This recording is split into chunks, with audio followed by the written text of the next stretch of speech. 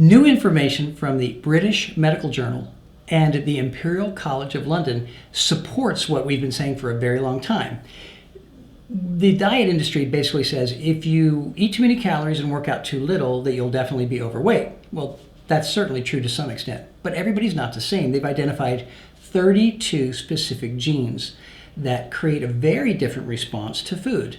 What they did is they took people in different groups, 3 different groups, one who ate French fry once in a while, one who ate them 3 or 4 times a week, and people who ate really, really regularly. And they found that in people who were overweight or obese, that the genes that all of them had, all the people had, were way different in their response. So when people who were obese ate fatty foods, it affected them way differently. They gained a lot more weight. So for one small order of French fries 3 or 4 times a week, an obese person would gain a pound, let's say, and someone who is non-obese would gain no weight. So that whole idea of calories in, calories out is very limited. And that brings us back to the idea of exceptional medicine. Exceptional medicine, you're an exception. You're not like everybody else. There's no 2 people alike. This was 32 genes specifically about fatty foods and obesity.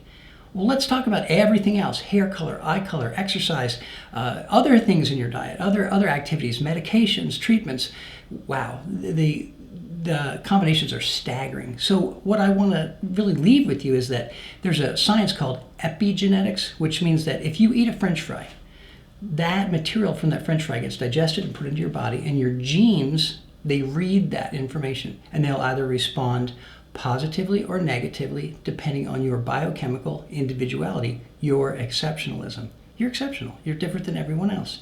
So if you find that you can do something that works better for you than something else, in other words, if you eat fatty foods and they don't agree with you and they make you fatter, most people that does happen, then you avoid them and recognize you're exceptional in that. If, on the other hand, you find that a low-fat diet doesn't help you, makes you sluggish and feel fat, don't do low fat. Do high fat, high protein, low carb. Frequently, that is the answer. Your genetics are different than everyone else's. And the British Medical Journal just came out with an article that said it's not just calories in, calories out, or that you eat too much and you exercise too little, which to my way of thinking is kind of accusing somebody of being lazy and a glutton. And I don't like that. I really like the idea of recognizing everybody's different. Each individual has specific needs. And for you, working out that detailed program doesn't have to be hard.